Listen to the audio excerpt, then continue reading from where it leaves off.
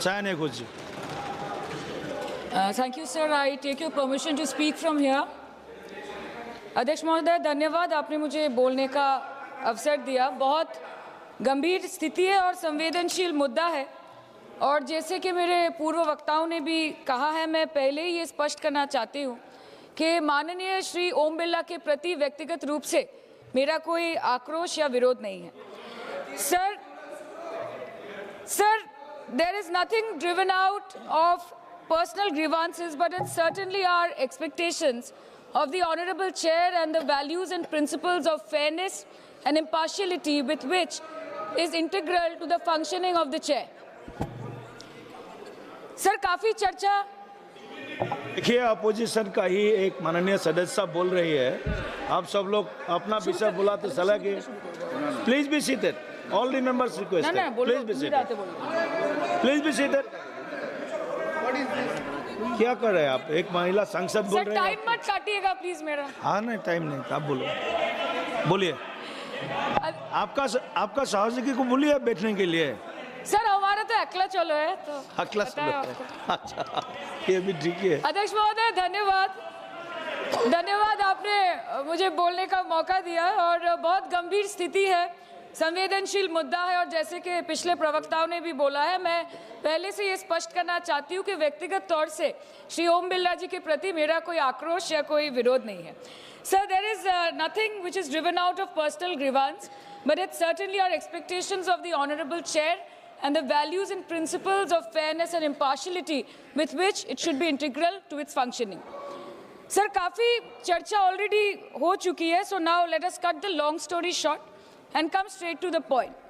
The problem, Speaker, sir, is that there is hardly any democracy left in this country, be it social, be it religious, be it electoral, be it political, or be it parliamentary. Or should I say that it is practiced only when it is most convenient to the ruling party. Sir, 2014 के पहले सदन कैसे चलता था उस पर मुझे ज़्यादा ज्ञान नहीं है, क्योंकि मैं तब वहाँ थी नहीं। But in the past 2 years, I have seen ideologies being sidelined, opinions being crushed, and voices of the opposition being throttled in broad daylight in this country and within the four walls of this august house. हम दूसरों के हक के लिए क्या लड़े sir, जबकि विपक्ष के सांसदों को खुद अपने हक के लिए सदन में लड़ना पड़ रहा है। पिछले 7 सालों से आपने डेप्यूटी स्पीकर का पोस्ट खाली रखा। क्यों? क्योंकि आप नहीं चाहते कि इस तरफ से कोई उठकर उस चेयर में बैठे। So there is no scope for a healthy discussion और अ डिबेट। एक साल में कितनी बार ये संसद मिलती है? The number of sittings have been reduced drastically. 2009 से 2014 के बीच 15th लोकसभा में 356 दिन ये हाउस चली, सालाना 61 दिन, और 2019 से 2024 के बीच 5 साल में सिर्फ 274 दिन, average 55 days yearly, making it the shortest full term Lok Sabha since 1952। 2025 के मॉनसून सत्र में निर्धारित 120 घंटों में सिर्फ 37 घंटे लोकसभा और सिर्फ 41 घंटे राज्यसभा की कार्रवाई चली। 2025 में टीएमसी के राज्यसभा के माननीय सांसद श्री डेरेक ओब्रायन जी ने प्राइवेट मेंबर्स बिल के माध्यम से ये प्रपोज किया कि एटलीस्ट सालाना 100 दिन ये सदन बैठे। सर, ये सिर्फ विपक्ष का, हमारा प्रेरोगेटिव नहीं हो सकता, ये ट्रेजरी बेंच का भी प्रेरोगेटिव होना चाहिए और इस माननीय चेयर का भी प्रेरोगेटिव होना चाहिए।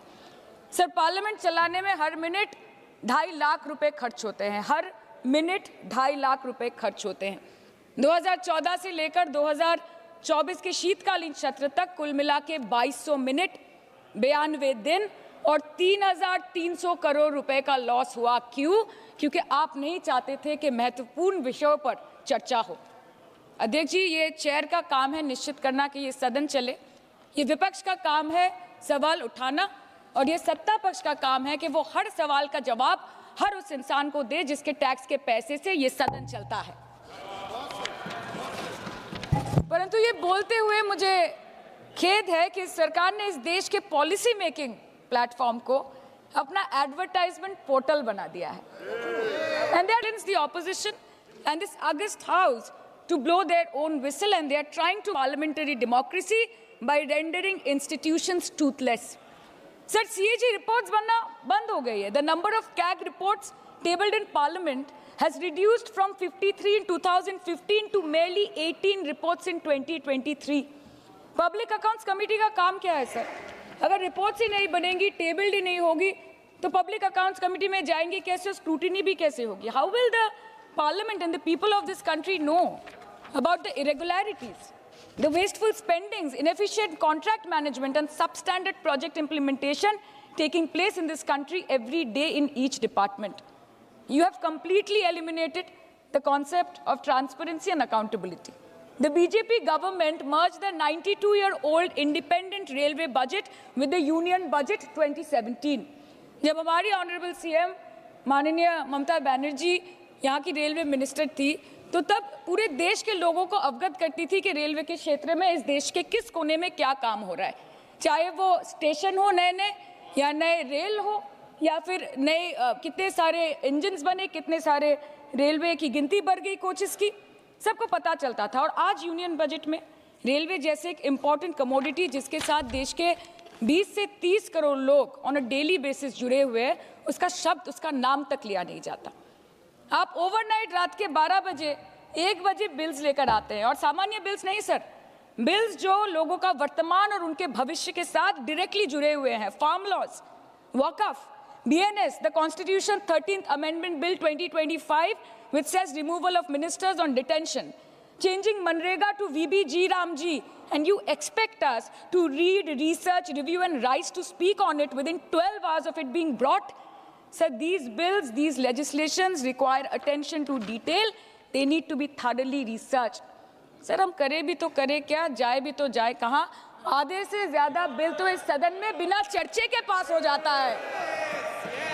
Sir, over the last 10 years, more than 67% of the budget has been guillotined.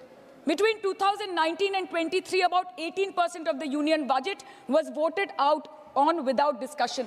In 2023, the entire union budget, and in 24-25, 89% of the budget was passed without discussion. एक साल चुप बैठने के बाद ऑपोजिशन के दबाव में आकर आप मणिपुर पे चर्चा करने पर मजबूर हुए, और किया भी तो कब, रात के 2 बजे जब देश सो रहा था। आप चाहते हैं कि हम ये सब देखें और इस सदन में चुप रहे। बंगाल के हक का 2 लाख करोड़ बाकी है।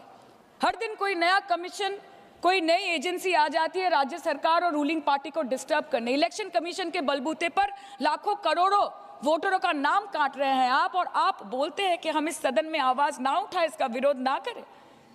आज SIR के चलते पूरे देश में 150 से ऊपर लोगों की मौत हो गई। BLOs ने आत्महत्या कर ली। आम आदमी को चिंता से, डर से दिल का दौरा आ गया। 105 साल की बूढ़ी माई से लेकर व्हीलचेयर पे बैठा एक विकलांग भाई तक, गर्भवती महिलाओं को हियरिंग के लाइन पे घंटों दर घंटे आपने खड़ा करके रखा।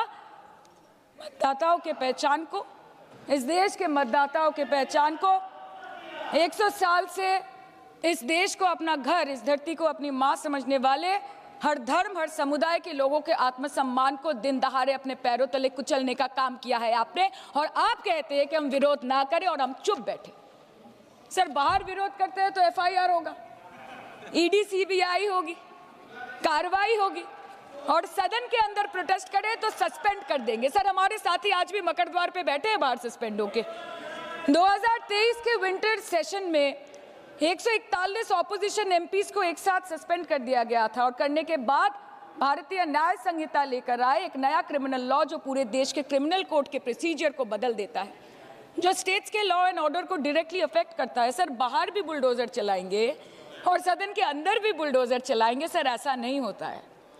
ये ताकत की बुलंदी भी पल भर का तमाशा है सर, कि ये ताकत की बुलंदी भी पल भर का तमाशा है। जिस डाल पे बैठे हैं वो टूट भी सकती है, जिस डाल पे बैठे हैं वो टूट भी सकती है। इसलिए ख्वाब जरूर देखिए, लेकिन ख्वाबों में घर बना के रहने की गलती मत कीजिएगा। सर आज 303 से ज्यादा MP आपके हैं, 2000 से ऊपर MLA आपके हैं, 21 राज्य आपका है।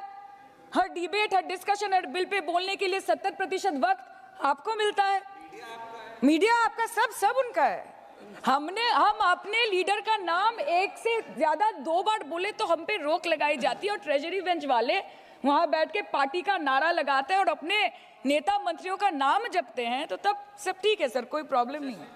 सर इस सदन का कैमरा, बहुत मेरे साथी बोल रहे थे कि कैमरा भी ये सब देख देख के कॉम्प्रोमाइज हो गया। बोलते हमें दिखाता आप लोगों को है।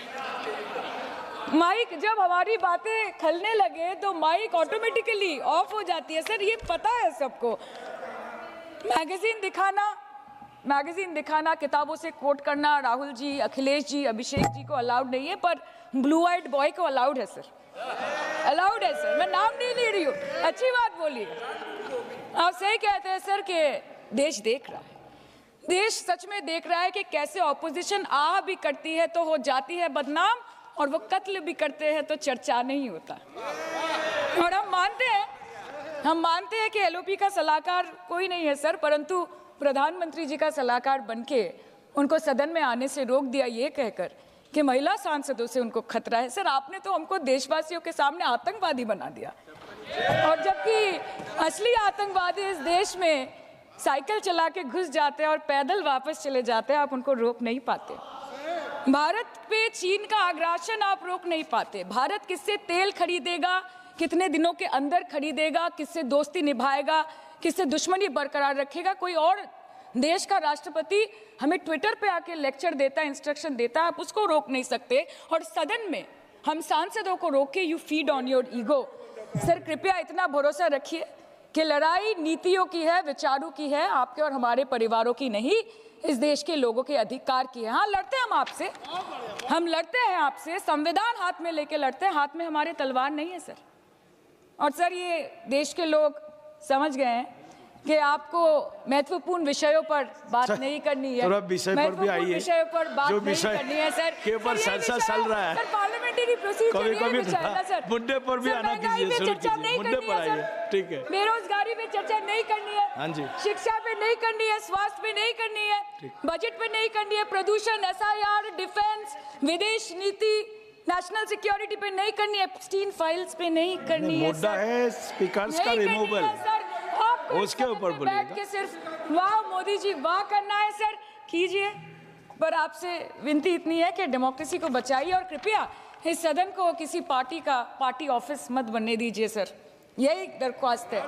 क्योंकि ये सदन जैसे हमारे आदरणीय प्रधानमंत्री के लिए मंदिर है, वैसे हमारे लिए भी मंदिर है, और गणतंत्र हमारी पूजा है, संविधान हमारी गीता है। और इस मंदिर में बैठ के अगर कोई झूठ बोले और गीता पे हाथ रखे, कोई अन्याय करे, तो sir all India Trinamool Congress जो इस देश की 3rd लार्जेस्ट ऑपोजिशन है, that will surely not pander or surrender to your step motherly or should I say step fatherly attitude।